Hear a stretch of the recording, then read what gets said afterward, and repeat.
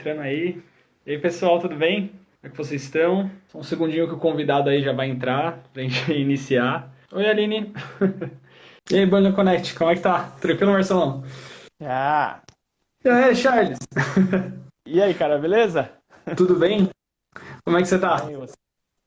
Tô feliz de estar aqui. Obrigado pelo convite. Muito bacana, para mim é uma grande honra. A gente fica agradecido aí de você ter aceitado o convite, da gente de participar dessa live aqui pra gente bater um papo aí sobre HQ, colecionismo, tudo isso daí. Não, para mim é um grande prazer, uma grande honra. Fechou. Charles, acho que a gente pode dar início aqui, né? A todo mundo que está entrando. E aí, pessoal, tudo bem com vocês?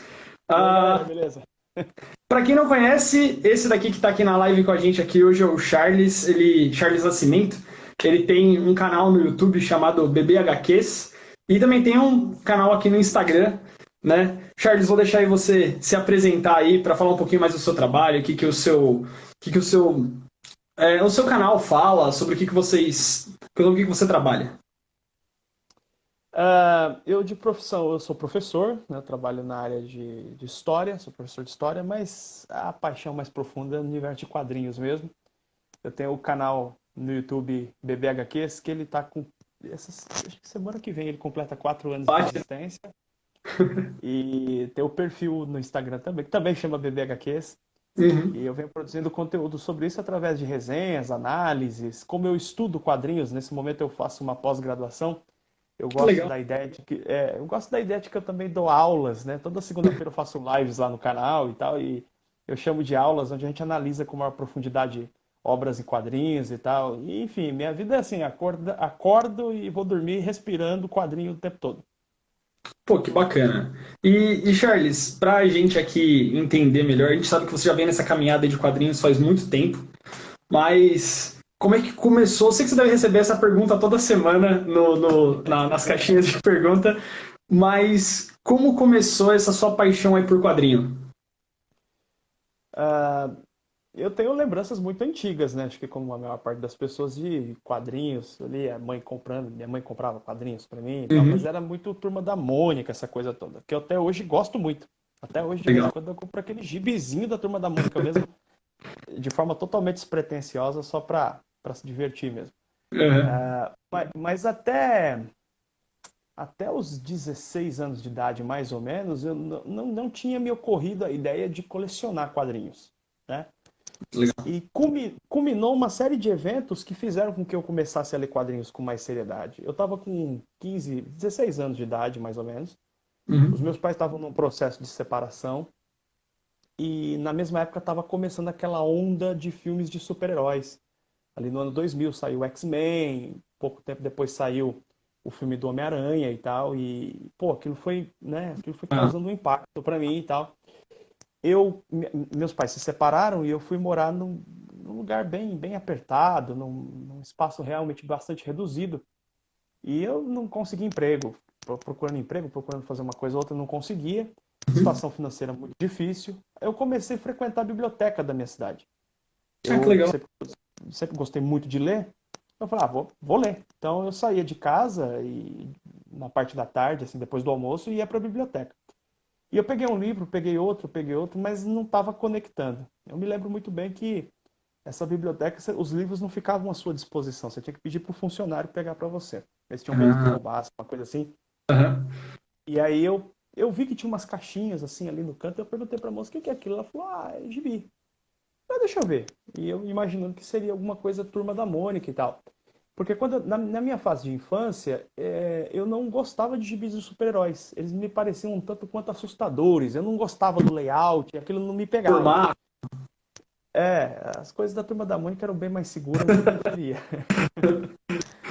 E aí eu peguei ali ela me deu aquela caixinha tinha vários formatinhos, gibizinhos e tal. Uhum. Uns quadrinhos assim, sabe? Uns formatinhos assim e tal. Aqueles da Abril, né? E eu fui pegar aqueles da Abril. E aí eu peguei, ali tinha Batman, tinha Homem-Aranha e tinha X-Men. E no mesmo instante eu fiz uma conexão, né? Tipo, pô, tem um filme dos X-Men e tal. Eu tinha Então, assistido aquela animação.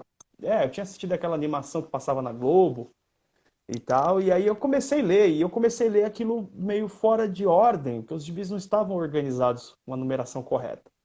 Mas Uhum. aquilo causou um impacto muito bacana em mim, especialmente, num primeiro momento, especialmente Homem-Aranha e Wolverine, as histórias do Pô, Wolverine. Porque eu estava num momento assim muito problemático, né? Meus pais se separando e tal. Eu me senti um pouco assim Wolverine, sabe? Aquela fera que tava querendo renegado. explodir. Eu tava me sentindo assim, aquela coisa meio solitário. O Uhum. Wolverine falou comigo logo de início. E aí, logo em seguida, eu assisti o filme, aí pronto, né? E dali pra frente eu comecei realmente a ler. E aí, todo o dinheiro que eu conseguia com um trabalhinho, com um serviço em alguma coisa, era para comprar quadrinhos e coisa e tal. E eu fui assim por vários anos. No período da faculdade, eu dei uma parada de ler quadrinhos de uma forma bastante irresponsável da minha parte. Eu parei de ler quadrinhos. E faz mais ou menos uns 8 anos que eu voltei e não parei mais. E não quero mais parar, não pretendo parar mais não. E voltou bravo, né, cara? Porque já voltou com o canal do YouTube, já voltou colecionando. Porque, meu, coleção invejável você tem aí. Acho que você nem sabe, ou você sabe quantos você tem aí. Eu nunca contei. Essa é uma pergunta que as pessoas me fazem toda semana nas caixinhas de stories. Quantos quadrinhos você tem? Eu não faço ideia. Eu nunca contei os meus quadrinhos. E eu não tenho É muita ideia. coisa, né? É, eu, se eu puder não causar um grande problema, eu tenho Não, vai lá, essa vai lá. estante aqui. Vou fazer um tour Nossa, rapidão aqui. Tem essa prateleira e tem aquela outra ali, é né? muita coisa. É muita É, coisa. e você vê que ela tem duas fileiras, né? Ali de quadrinhos ali, ó. Não, cara, é muita coisa. Normalmente a gente vê assim nos vídeos que você posta e tal, aí você vê aquela estante de quadrinho atrás e fala, meu Deus, que inveja. Não, E mas é tem aquela outros de coisa. quadrinhos. É um trabalho de muitos anos, né? Não é que você começou a colecionar de ontem para hoje, né? Ninguém chega nesse nível assim tão rápido. Não, não. Depende de muito paciência, colecionar aos poucos, ajustar as contas. Você tem que economizar o dinheiro É, comprando quadrinhos. É o seu investimento, é o investimento daquilo que te faz feliz. E você precisa também de uma boa dose da paciência da esposa, da compreensão e tal. família, Esses né? três com a família. Com esses elementos a coisa tende a andar bem. Não é. Era até um dos pontos que eu ia entrar para perguntar para você, que logo quando eu comecei a te seguir, que eu comecei a ver suas lives, via seus vídeos, eu via muito que você falava sobre o consumo consciente. Isso para qualquer hobby, qualquer coisa na vida, você sempre foi um ponto que você sempre pautou muito. Você falou assim, meu, tem que ter um consumo consciente, se você não tiver, você vai acabar quebrando a banca, começar a vender coisa em casa, e aí, quando você vê o cartão de crédito estourou, eu queria que você desse uma palhinha aqui pra gente pra tentar. Porque eu aprendi muito com você nessa questão. Ainda mais que eu sou um colecionador sério, assim, relativamente recente, né? Então foi uma coisa que eu tive que aprender muito. Quanto destinado à minha renda, tudo isso daí. E eu queria que você falasse aqui um pouquinho pra gente sobre o consumo consciente, o que você acha, o quão importante isso é. O que eu acho que é consumo consciente é você poder consumir muito mais por muito mais tempo. Na verdade, Uhum. consumo consciente não se trata de consumir menos, mas consumir mais. Acontece que para consumir mais quadrinhos, poder ler mais quadrinhos, você precisa criar uma infraestrutura para isso. Não só quadrinho, qualquer coisa que você vai fazer. E essa estrutura, ela depende de questões materiais, digamos assim, no sentido de você precisa ter espaço, você precisa ter uma prateleira legal para você guardar seus quadrinhos, você precisa ter a grana para comprar seus quadrinhos, mas depende também de você conseguir estabelecer um nível bacana de relacionamento, de respeito dentro de casa mesmo, Sim. né? Porque Uhum. se você coleciona quadrinhos, mas isso é o problema estabelecido entre você e seus familiares, principalmente quando você é casado. Porque aí a coisa é diretamente com você, né? Quando você mora, casado aqui no entendido como morar junto com a outra pessoa, Sim, a, a, sim. a coisa, a coisa tende a ficar muito grave, assim. Isso realmente, assim, desgasta o relacionamento. E não é essa a proposta. A proposta é que a gente possa colecionar os quadrinhos e ler os quadrinhos como fonte de felicidade, de alegria. Tem que ser gostoso, tem que curtir, né? Não dá pra gente Verdade. ficar aceitando uma situação, é uma situação a qual eu já passei, né? De ficar devendo cartão de crédito, com as contas estouradas, comprando quadrinho escondido da minha esposa, né? E eu É, cheguei em determinado momento, eu falei, não, não, não, peraí, vamos buscar soluções. Eu comecei a tem algo fazer errado. cursos mesmo nessa área para me organizar. E a minha atitude hoje ela é muito clara e aberta com a minha esposa. Minha esposa sabe que cada quadrinho que eu compro é tudo às claras, é tudo muito pronunciado, digamos assim, né? Tudo muito Uhum. limpo o jogo, porque eu fiquei uma vez, assim, teve uma coisa que me traumatizou positivamente, que eu fiz uma postagem no Facebook, isso já tem alguns anos, eu fiz uma postagem lá sobre preço de quadrinhos, alguma coisa assim, e Uhum. um senhor, que na foto já era um senhor aí de seus entre 55 e 65 anos, comentou com ar de gracejo que ele comprava os quadrinhos de capa dura, que custam aí 50, 60, 70 reais, e alegava, ele comentou o post, que ele conseguia enganar a esposa dele, dizendo que pagava 10 reais nos quadrinhos. Sem querer fazer o julgamento à pessoa dele, porque eu não sei quem é a pessoa dele, nem conheço, mas a fala dele me deu um soco, assim, cara. Eu falei, cara, isso é uma coisa terrível. Imagina, uma pessoa chegar aos seus 60 anos de idade e ter que mentir para poder comprar uma coisa que ama. Não, não, não, isso eu não aceito. Então vem como uma espécie até de rebeldia contra a ideia de que é ser nerd é ter um cartão de liberação para ser retardado, para ser irresponsável, para ser cretino, né? Verdade. Não, o comportamento tem que ser adulto, tem que ser maduro, e isso, inclusive, cria muitos problemas para os próprios nerds. Por que que nerd é visto muitas vezes com um ar, ainda é até hoje visto com um ar de preconceito por algumas pessoas e tal? Porque muitos nerds se comportam mesmo de uma forma muito irresponsável, né? Então a gente tem que acabar com isso, tem que ser um nerd responsável. Tem que ser nerd e ter as contas organizadas e tem que ser nerd com orgulho, porque você consegue fazer isso de uma forma responsável. Não, com certeza. Você falou tudo. Isso daí eu acho que é um. Acho que quem quer começar a colecionar qualquer coisa, não só quadrinhos, né? É a você ver se você, né, tem talvez cacife, ou que você saiba administrar suas contas dessa maneira, né? Porque senão, cara, acontece igual você mesmo falou, assim, na hora que você vê, você tá devendo pro banco, e aí isso aí se torna uma bola de neve, começa a se tornar problema de relacionamento dentro de casa, e isso daí acaba, né, sendo. Era algo para ser benéfico, acaba sendo prejudicial, né? Você pode pensar assim, né? Uma coisa que eu sempre pergunto nas lives, falo para as pessoas. Por quanto tempo você pretende colecionar? Se você pretende colecionar pelos próximos 2 meses, talvez o desespero é justificado. Mas se você pretende colecionar, como é o meu caso, eu pretendo colecionar. Eu brinco, né? Eu tô com 36 anos, eu brinco assim, que eu pretendo colecionar pelos próximos 54 anos, Uhum. né? Então tem bastante. Cara, não precisa ter tanta pressa. Então, assim, Dá se o pra ir de dinheiro que boa. eu tenho hoje para comprar.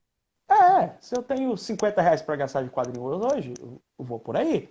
Se eu tenho 100 reais, ótimo. Se eu tenho 1.000 reais, ótimo. E isso, inclusive, vira um estímulo para que a pessoa possa desenvolver novas habilidades, sei lá, cara, ser promovido no emprego, arruma outro emprego, você começa a ficar motivado. Os quadrinhos devem ser o motivador para você organizar suas contas e não o destruidor das suas contas. É Né? verdade. Eles funcionam para mim, funcionam diariamente como um grande, como eu posso dizer assim, como um grande combustível para que eu faça mais no meu trabalho, nas coisas que eu realizo e tal, para ter mais dinheiro para comprar mais quadrinho. Então, assim, isso para mim é um grande combustível, assim, eu acho que é uma ideia bacana. Não, com certeza. Ficando nesse ponto aí que você até falou, né, sobre o senhor aí que falou com você, sobre a questão de, pô, tô comprando um capa dura aqui, tô enganando minha esposa e tal. Esse lance, essa treta geral que tem hoje no mundo de quem gosta de quadrinho e coleciona, capa dura e capa cartão. Né, que muita gente fala, é só editora querendo ganhar muita grana, ou se não fala, pô, se fosse em capa cartão seria muito mais barato, botar um papel couché e tal. Sobre a questão do formato, qual que você particularmente prefere? O que você acha dessa, dessa forma deluxe de tudo virar capa dura, tudo tem que ser mais caro? O que você acha disso daí? Então, cara, isso é uma questão que não dá para a gente avaliar localmente, não é um fenômeno que está acontecendo exclusivamente no Brasil, e Uhum. não é um fenômeno que começou agora. Né? Eu tenho esse olhar muito claro, isso está muito claro para mim, até por conta da minha formação, ser formado em história, eu fui procurar entender o seguinte: de onde vem, qual é a origem desse processo de se criar quadrinhos em capa dura, sendo que os quadrinhos de super-heróis, no caso, eles foram criados originalmente para ser comprado por menino de 10, 12, 13 anos, comprava com o troco do sorvete. Uhum. Como é que essa coisa ficou assim? Então, existem vários livros, dentre os quais eu posso recomendar um chamado A Guerra dos Gibis, que é um livro do brasileiro Gonçalo Júnior, maravilhoso livro. E tem um Uhum. outro livro também chamado Pancadaria, que mostra a luta entre Marvel e DC, que quando você lê esses dois livros, fica muito claro que esse processo que chamam de gourmetização dos quadrinhos é um processo do qual os próprios leitores de quadrinhos têm ampla participação. Para resumir, tentando ser o mais direto possível, os quadrinhos eles tinham uma distribuição muito ruim nos Estados Unidos. Quadrinhos de super-heróis especificamente tinham uma distribuição muito ruim lá nos anos 40, 50, 60. E aí nos anos 60 vem a Marvel, e a Marvel cria essa noção de mundo compartilhado. Então você, para acompanhar as histórias dos Vingadores, de repente o Thor não estava na revista dos Vingadores porque ele estava aparecendo numa história do Homem-Aranha, né? Então essa ideia de universo compartilhado fazia com que as pessoas começassem a querer ler todas as revistas. Essas revistas eram distribuídas muitas vezes de uma forma muito desleixada, né? Chegava um número, não chegava o outro. E a Marvel, no início, ela teve um apelo muito grande entre estudantes universitários, adolescentes, ali, jovens, adultos, que começaram a se preocupar exatamente em ter essas coleções completas para entender o que estava acontecendo. E aí foi onde as pessoas começaram a se reunir para trocar essas revistas, fazer indicações e até mesmo para comprar e revender essas revistas. Daí surgem duas coisas. Em primeiro lugar, surge o chamado mercado direto, que é empresas, lojas, comic shops, começam a aparecer nesse momento, que é de compra diretamente da editora para revender, Tá. né? O que Uhum. garantia uma entrega melhor para o fã de quadrinho, para aquela pessoa que queria ler aquela revista, e garantia também, e esse processo também, permitiu o surgimento das convenções de quadrinho. Comic Con Experience nasce assim, com encontros de leitores de quadrinhos para trocar edições e conversar sobre as edições faltantes e tal. Com o passar do tempo, as editoras, claro, foram percebendo que os fãs queriam itens mais exclusivos, né? Sim. Porque o jeito que era distribuído lá nos anos 60 era uma forma muito desleixada. Então, não, agora vamos tomar cuidado com essa numeração, vamos tomar cuidado com essa capa. É claro que as editoras entenderam que aquilo era um bom negócio e foram amplificando isso cada vez mais. Aí chega no início dos anos 90, começa com essa história de capa variante, capa metalizada, edição de colecionador, e os fãs foram aceitando. Né? Então, assim, é claro que esse é um assunto que precisa ser debatido, precisa ser discutido. O que me incomoda é quando as pessoas tratam isso como se as editoras exclusivamente tivessem culpa disso. Não, a gente compra a capa dura porque a gente gosta de capa dura. Exatamente. A gente gosta do formato, a gente gosta de lombada decorativa, a gente gosta de capa metalizada, a gente gosta de quadrinho com um monte de extra. E quando, há alguns anos atrás, por exemplo, a Panini lançava aqui no Brasil as revistas mensais num formato que eu particularmente prefiro, que é aquela capa molinha com papel jornal, as revistas mensais, as pessoas reclamavam. Eu lembro claramente disso, que as pessoas reclamavam porque querem o papel couché e a capa cartonada. Né? E a editora vai o quê? Ela vai ouvir quem faz a reclamação e não compra ou quem faz a reclamação e compra? O público que compra quadrinho hoje é o público que exige a capa cartão e o papel couché. Você gosta disso, Charles? Não, eu preferia que os quadrinhos tivessem acesso. Na verdade, o que eu preferia, assim, se fosse possível no mundo ideal, deveria ter aqueles quadrinhos bem baratos para todo mundo ter acesso e até os quadrinhos mais caros, mais luxuosos, para todo mundo ter acesso ao material que quisesse ter. Mas a vida não é assim, o mundo não é assim. Exatamente. Então, ele não parte de uma decisão da Panini. Ah, a Panini decidiu e começa assim, ou tal editora decidiu. Não. É um movimento que vem aí, pelo menos aí uns 60 anos, vai. Entendeu? Ele vem se construindo. Exatamente. Se a editora tá fazendo é porque tem alguém comprando, né? Como agora a gente tá vendo aí um monte de gente reclamando do ônibus do Conan, tem gente que já tá reclamando do preço do ônibus do Quarteto Fantástico, que já anunciaram.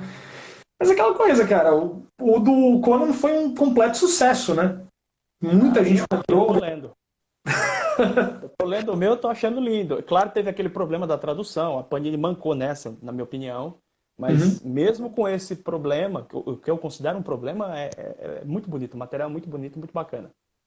Não é, pô, só aquela lombada dele gigante, a jacket, né, que o pessoal colocou, ficou, assim, sensacional, né? Agora, é claro que é assim, né? Tem uma briga de força, né? Que a editora vai sempre tentar empurrar pra gente um material mais caro e a gente vai lutando com as armas que tem. Então tem esse cabo, né, de guerra que Sim, constante entre compradores, colecionadores e editores. Mas isso sempre foi assim. exato. Pelo menos desde os anos 60 você tem essa briga, né, de forças. Isso não vai acabar, né? É assim mesmo. É aquela a modernização e a gente se acostumando com essas novidades e o formato que o mercado está tomando, né? E a gente gosta, porque isso Nossa. não está acontecendo só no universo dos quadrinhos. Esse fenômeno não é só do universo dos quadrinhos. Nós estamos vivendo em uma época em que as empresas entenderam que os clientes eles gostam da sensação de ser VIP. Então, por exemplo, isso explica por que, que as empresas ao redor do mundo, principalmente antes da pandemia, estavam aumentando a produção de discos de vinil. Olha, cara. Se você entra no site da Amazon hoje, tem um monte de disco vendendo lá, cara. Disco do Led Zeppelin, Pink Floyd, das bandas, os discos todos. Todos. Tem vários artistas produzindo hoje em LP seus discos. Os discos saem em Caraca, CD, saem no stream de música e saem em LP. Aí você vai ver um LP do Led Zeppelin, custa 300 conto. E os caras compram. Só por que pessoal, você não paga uma merreca lá no Spotify, ou baixa, ou faz qualquer coisa? Não, porque o público tem um público VIP que quer ter quer aquele ter. objeto. Entendeu? E eu acho que quadrinho entra muito nesse jogo. Então as pessoas às vezes me perguntam, eu tô até adiantando uma pergunta aqui que talvez você me fizesse. As pessoas me perguntam, Charles, você acha que o quadrinho físico, né? Esse quadrinho assim e tal, quadrinho físico e tal, isso aqui vai desaparecer? De jeito nenhum. Não vai, porque tem um público que é apaixonado pela materialidade do objeto e que por isso mesmo não vai deixar nunca de comprar. E é exatamente nisso que as editoras estão apostando. Por isso que vem esses formato ônibus, formato não sei o que e tal. Eu me considero culpado aí nessa, porque, putz, nunca consegui ler livro online, nunca consegui. Quadrinho online, cara, não rola, não rola. Não tem o cheiro do papel, não tem ali você tá com o livro na mão ali, marca. Eu não sei se é mais nostálgico, talvez. Não, cara, é porque existem várias explicações. Nós, seres humanos, temos uma conexão muito forte com as nossas mãos. Tem estudos da neurociência que diz isso. A gente gosta de materialidade, de pegar nas coisas, não é? Sim. Então, por exemplo, a gente pode falar sobre a sensação de dirigir, né? A ideia de você pegar o volante e dirigir. A gente sabe que daqui a algumas décadas os carros vão ser totalmente computadorizados, não vai precisar mais de motorista. A gente sabe disso, estamos caminhando para isso. Mas eu te garanto que vai ter gente ainda querendo pegar um Maverick V8 e querendo dirigir. Verdade, verdade. Não vai desaparecer, porque tem essa conexão, né, de pegar no volante, de dirigir e tal, passar a marcha. Essa sensação pra gente é uma coisa muito importante, né? Não vai deixar de acontecer. Não. Charles, um outro ponto aqui que eu queria. Inclusive, eu acho que você já teve até um curso sobre isso daí, né? Que foi a questão de quadrinhos voltados para a educação. Que, se eu não me engano, acho que a gente até já chegou a trocar uma meia dúzia de palavras, né, sobre isso daí, sobre como aplicar, de repente, algum quadrinho mais histórico, como existem alguns quadrinhos, né, que retratam algumas partes da história e que às vezes é aplicável em sala de aula. Você já chegou a usar isso daí? Você recomenda? O que você acha? Não, já usei sim em sala de aula, mas a minha abordagem com quadrinhos de educação, ela vai num sentido um pouco diferente. Eu sou professor já há 12 anos e eu amo trabalhar com educação, amo dar aula, amo ser professor. Legal. E amo quadrinhos. Aí eu falei assim, cara, eu preciso inventar algum jeito para juntar essas duas coisas. Eu botei isso Uhum. na minha cabeça e mais ou menos um ano atrás eu criei um curso. E eu tenho uma característica da minha personalidade que você fala para mim, tem que fazer tal coisa. A hora que você fala, tem que fazer, eu já estou fazendo. Eu sou muito. Eu vou e faço. Eu falo assim, mas vai dar errado, não tem problema, eu quebro a cara, mas eu faço e se tiver que consertar, a gente vai ajustando. E foi Perfeito. exatamente o que aconteceu. Eu fiz, quebrei a cara, fiz de novo, quebrei a cara, mas fui ajustando. O que que virou esse curso? Esse curso existe? Existe. Ele virou uma comunidade, que é a comunidade BBHQs. Essa comunidade é uma comunidade que as pessoas... É uma comunidade paga, onde lá dentro existe um curso, que é um curso para colecionadores, para organizar a coleção. E a interação da galera, ela está começando, está nascendo um segundo curso dentro da comunidade, que é um curso de análise de quadrinhos, Muito legal. que é voltado para a educação. Agora, que tipo de educação que você está falando? É aprender história, matemática? Não é nesse sentido. É no sentido de que os quadrinhos, eles têm uma série, eles carregam na construção deles elementos que você pode discutir de política, de história, de vida, elementos psicológicos, mas é mais do que isso. O quadrinho, ele carrega um elemento que você falou, por exemplo, de nostalgia, de memória, né? Por exemplo, dentro da comunidade lá, a gente faz alguns desafios. E na semana passada, tem desafios semanais. Semana passada, o desafio era que as pessoas postassem ali o primeiro quadrinho que a pessoa lembra de ter lido. Não que ela ganhou, mas o que ela leu conscientemente, que ela lembra e tal. E aí você tem que fazer uma pequena resenha. Tem um grupo fechado do Facebook, que é para os alunos. E aí o pessoal começou a postar. Cara, é impressionante os relatos que as pessoas colocam ali. Você fica vendo as pessoas lembrando, isso aqui eu ganhei do meu tio, eu ia na casa do meu tio nas férias, eu li isso aqui, foi o dono da banca que me recomendou e tal, né? No meu caso, por exemplo, eu postei um quadrinho lá que provavelmente eu peguei num depósito de ferro velho, que era do meu avô. Meu avô tinha um depósito de ferro velho, e eu ficava enfiado lá no meio do papelão procurando coisas, e lá eu encontrei um quadrinho do Batman. Não sei nem se ele tá aqui. Esse aqui. Caraca, você ainda tem? Não é essa edição exatamente, aquela se perdeu, mas depois eu comprei, né? Eu tenho, mas foi Tem esse. que ano? Isso foi em 96, 95, 96, por aí. Caraca, legal. Liga da Justiça e Batman, Fúria de Azrael. Tá? Foi o primeiro Olha lá. quadrinho que eu li, assim, de herói consciente, né? E depois, anos depois, eu virei colecionador. Então, o que eu quero dizer com isso? Educação não é no sentido de formação para fazer um trabalho. Não é esse o ponto. Uhum. É através do quadrinho você se descobrir enquanto pessoa, você rememorar momentos da sua vida e você ampliar a sua percepção de mundo através da leitura das histórias em quadrinhos, porque elas têm um instrumento incrível, de uma Incrível. potencialidade incrível para isso. Não teve. Cara, acho que já teve vários quadrinhos assim que eu me peguei, né? Que você se pega fazendo uma reflexão, tanto né, mais social, tanto quanto histórica. Você tem ali Persépolis, né? Que, putz, te dá uma rememorada incrível. Leões de Bagdá, que eu achei sensacional, assim, fazendo toda aquela questão de que cada leão ali é uma situação diferente, é uma parte da sociedade diferente, né? São aqueles quadrinhos que você te deixa pensando, você fala, meu, super-herói é legal, mas esses que te deixa com a pulga atrás da orelha. Não, mas mesmo no universo de super-heróis, você consegue perceber algumas questões interessantes. Vou te dar um exemplo. Recentemente nós vimos no noticiário uma situação muito, muito doida de um cara que teve recursos e mais recursos, recursos e mais recursos na justiça e foi liberado. Foi o André do Rap. Né? Você deve ter visto essa matéria, o cara liberado. É uma questão que a gente discute na nossa sociedade. Mas na hora que eu vi aquilo, eu falei, cara, os quadrinhos estão discutindo isso há pelo menos 60 anos, por exemplo, com a figura do Wilson Fisk.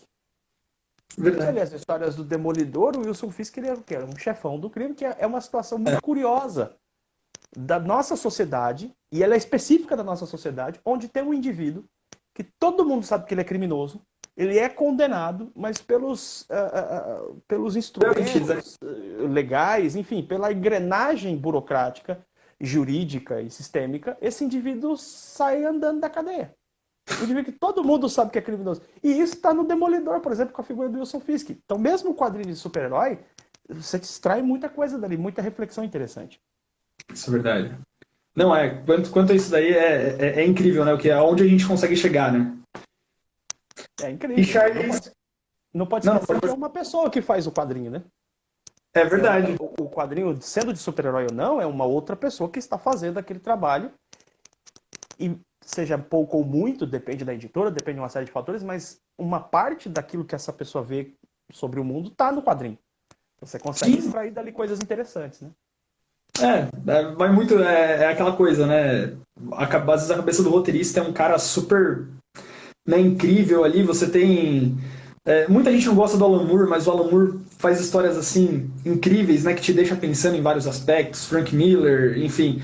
Todos esses caras aí, você lê e você fica falando, pô, legal. É muita reflexão sobre o que a gente tem na sociedade hoje, né? É, certeza. Vamos lá. Agora, Charles, a pergunta de US$ 1 milhão. Se você pudesse escolher aí, cara, 3 quadrinhos, assim, falar assim, Léo, esses daqui são os que eu acho aí mais. Eu sei que é muito difícil numa coleção desse tamanho, né? A gente entende, tudo bem. Mas se você pudesse aí elencar 3 aí, você falar assim, Léo, esses daqui, ó, se você ainda não tiver na coleção, corre. Eu resolvi esse problema comigo mesmo assim. A minha resposta não é definitiva. Se você perguntar a mesma coisa daqui 5 meses, eu vou falar uma coisa diferente. Mas vamos lá. 3 quadrinhos que eu acho que todo mundo tem que ter na coleção e que, se a minha casa pegasse fogo, com certeza eu salvaria. O primeiro deles, O Cavaleiro das Trevas, do Frank Miller. É o meu quadrinho de super-herói favorito de todos os tempos. Acho que aquilo não foi superado. Não. Aliás, só um adendo, eu acho que os 3 melhores quadrinhos de super-heróis foram escritos pelo Frank Miller. Que é Batman, o Cavaleiro É, das Trevas, A Queda de Murdoch e Batman no 1. Eu acho que os 3 foram escritos por ele e eu acho que é. só filé, Talvez o né? Watchmen e tal. E o Watchmen. O Watchmen não é exatamente um quadrinho de super-herói, ele vai na desconstrução do gênero e tal. Então né, coloco ah, esse quadrinho aí do Frank Miller em primeiro lugar aí dos 3, né? O outro quadrinho que eu levaria com certeza é Do Inferno, do Alan Moore. Nossa, Embora cara. o Watchmen seja a obra mais reconhecida, mais aclamada e mais falada do Alan Moore, Uhum. não para menos, a obra é realmente espetacular, mas do Inferno me causou um impacto muito grande pelo modo como Alan Moore constrói aquele roteiro. Nas É primeiras genial, né? páginas, é genial. Ele já explica logo no início quem é o assassino. E falando de um É, caso real, né? E a pesquisa que o Alan Moore fez para escrever esse quadrinho, que você pega na a edição da editora Veneta, tem no final os extras, que você vê o que ele leu para fazer aquele quadrinho. É um trabalho de historiador que ele faz. É quase que sim. um trabalho de historiador. Ele escreve uma espécie de uma ficção histórica ali, né? Uma ficção baseada em fatos históricos. É um negócio incrível, absolutamente inacreditável esse trabalho. E em terceiro lugar, também um quadrinho em preto e branco que me impressionou muitíssimo quando eu li foi o Relatório de Brodeck, quadrinho Nossa. lançado Pipoca e nanquim, né? pela editora Pipoca e Nanquim. E é um material com desenho espetacular, uma arte espetacular, mas a narrativa ali de você ver uma comunidade onde o mal, né, que inicialmente vindo com os nazistas e depois aquela comunidade vai se deteriorando moralmente. É um quadrinho assim realmente incrível. Espetacular, né? Espetacular. Você perguntar daqui 2 minutos, eu vou te falar outros quadrinhos. Já foi. Não, não. Esses daí já estão excelentes. E, Charles, uma coisa que você me ajudou muito quando eu estava começando, quer dizer, quando eu recomecei, porque né, você nunca começa, você sempre. É um É, trabalho. Quando você foca. Você me ajudou muito com a questão de lá no começo você fazer muito aqueles guias de leitura. Ainda faz, né? Tipo, ó, você quer ler tal personagem, segue daqui e vai lá que vai ser sucesso. Aí acabou me ajudando muito aqui quando eu tava começando, tal, realmente comprando, né, montando o acervo. Quais você indicaria aí para quem quer começar? Aqueles que você fala assim, ó, esses daqui é o de base, começando daqui, não necessariamente de um personagem específico, mas aqueles que você indicaria assim para qualquer um que falasse assim, pô, Charles, estou a fim de entrar, o que você me indica para ler? quantos quadrinhos? Pode ser 3, pode ser 3. 3. Tá, o Se top quiser subir 5. para 5, tanto faz. Vamos ao top 5, então. Eu recomendaria, para a pessoa que quer ler quadrinhos de super-heróis, eu recomendaria Batman Piada Mortal, um quadrinho fininho e muito bacana. Esse é o primeiro. Embora seja um quadrinho que demande um pouco mais de atenção, eu recomendo A Queda de Murdoch. Né? Eu sou muito cuidadoso para não indicar os grandes clássicos logo de cara, mas esse é um caso específico que vale a pena ler esse quadrinho. Eu recomendaria um quadrinho que é um pouco questionado, mas Wolverine Origem, Eu acho que esse quadrinho foi importante pra mim no começo, assim, ver a origem do Wolverine, pô, me pegou aquilo ali. Tem gente que não gosta do quadrinho, eu acho muito legal. Eu vou recomendar. Bom, vamos fugir do universo de super-heróis. Agora eu vou indicar dois que não são de super-heróis. Hum? Maus, do Art Spiegelman. É importantíssimo. E eu vou recomendar também. Deixa eu ver aqui, deixa eu ver. Vou recomendar uma coisa mais densa, que é Habib. Habib, vou fugir um pouquinho do óbvio. Habib, do Craig Thompson, é um quadrinho que pega muito da cultura islâmica, da cultura cristã, mistura. É um quadrinho. O quadrinho é maravilhoso, simplesmente maravilhoso. É um quadrinho com uma história riquíssima, profunda, incrível quadrinho. Perfeito. Então aí, para quem quer começar, esse daí já seria um bom norte. Ah, com certeza, seria um bom norte. Seria um bom norte. E Charles, a gente vê aí que você, né, tá sempre respondendo o pessoal. Quase todo dia você abre aí caixinha de pergunta e o pessoal fica te mandando, né? Pô, Charles, se eu fosse comprar isso, se eu fosse comprar aquilo e tudo mais. O que você acha melhor, assim, me perguntando? Esperar, né, guardar ali seu dinheirinho e de repente esperar uma promoção futura?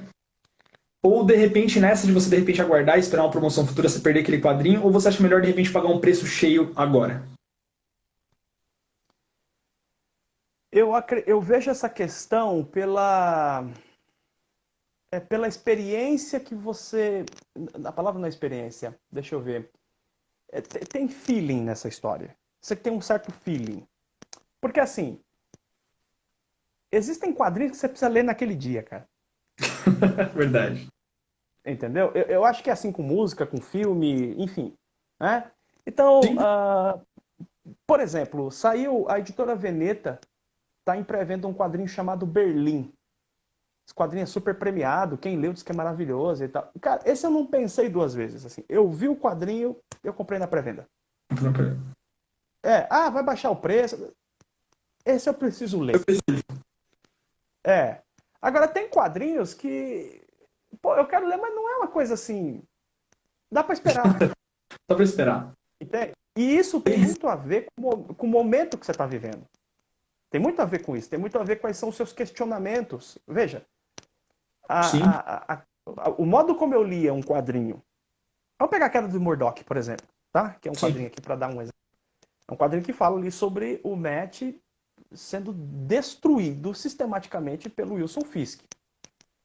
A forma como eu li esse quadrinho quando eu tinha, sei lá, 18 anos de idade, hoje aos 36 eu leio completamente diferente esse quadrinho. É uma experiência diferente. Então quando você vai montando a sua coleção de quadrinhos, chega um determinado momento em que você olha e fala, cara, eu preciso ler esse quadrinho hoje. Não é só uma coisa de entretenimento, você começa a ter uma necessidade de ler certas obras. Né? Por uma razão ou outra. Você está num momento que você precisa ler alguma coisa de superação, você precisa entender melhor um fenômeno histórico, sei lá, precisa entender melhor a maldade humana. Então eu vou ler Maus, eu vou ler Relatório de Brodeck, né? Eu estou lendo um quadrinho sobre questões de violência sexual, por exemplo, contra a mulher. Pô, vou ler um quadrinho chamado lá Desconstruindo Una, fala sobre esse assunto, e por aí vai. Uhum. Então, eu acho que tem que ter esse feeling. Você está querendo comprar aquele quadrinho hoje por desespero, só uma ganância consumista? Ou não, você está realmente afim de ler aquele quadrinho. Porque, bicho, tem uma experiência que é incrível, que é você comprar um quadrinho e chega no outro dia e tá caindo uma tempestade lá fora e você vai para um cantinho ali do sofá, se enrola numa cobertinha e passa o dia lendo aquele quadrinho. Você precisa disso. Exatamente. Entendeu? Não, Então eu acho que tem que ter as duas coisas, então, respondendo. Não sei se eu me fiz claro, mas precisa ter as duas coisas. Tem quadrinho que você tem que comprar na hora e tem quadrinho que você tem que esperar para comprar. Cada caso um caso, né? Cada caso um caso. Eu sou meio os malucos da pré-venda, assim, tipo, igual se tem alguma coisa que já foi republicada, tipo, a última publicação faz, sei lá, 3 anos. E é uma coisa que você quer muito ler, de repente vale a pena, sei lá, entrar, pagar o preço cheio e ficar esperando, né? Igual, por exemplo, tem muita gente que tá aguardando até agora aparecer lá na Panini a venda do A Noite Mais Densa, né? Sim. Que acho que talvez seja o quadrinho mais esperado dos últimos anos para ter relançamento, né? O Lanterna Verde mesmo tinha a Guerra dos Anéis, né? Eu tinha comprado o volume 2 e não tinha conseguido comprar o primeiro. E eu fiquei literalmente anos esperando para comprar esse quadrinho. Um dia, recentemente, um dos alunos lá, um dos participantes da comunidade lá, me avisou. Charles, a Guerra dos Anéis, volume 1, tá na Amazon. Eu não olhei o preço, eu comprei. É um quadrinho que eu tenho quase fechada, tá me faltando a noite mais densa. Eu tenho quase completa a coleção do É Lanterna. o único também. E aí saiu, mas vou comprar. Isso aí não tem nem que discutir. Ó, pra você ter noção, para não ficar calombado, eu peguei a versão em inglês. Que eu virei e falei assim, pelo menos, né, a gente deixa aqui completinho, tá tudo certo, né? Agora a Panini voltou a publicar coisa que nunca tinha sido publicada, né? Então tá valendo a pena. Claro, é isso, né? E a última pergunta aí, Charles, só só pra gente seguir aqui. Quadrinho italiano, o que você acha, cara?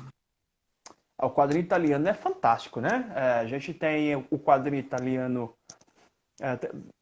Que quando a gente fala quadrinho italiano, nunca existe um tipo só de quadrinho, né? Você tem lá os caras tipo Milo Manara, você tem Serpieri, por exemplo, fez Druna. Os italianos fazendo quadrinhos eróticos, eles são incríveis. Sim. E tem toda aquela escola maravilhosa do quadrinho italiano Bonelli, né?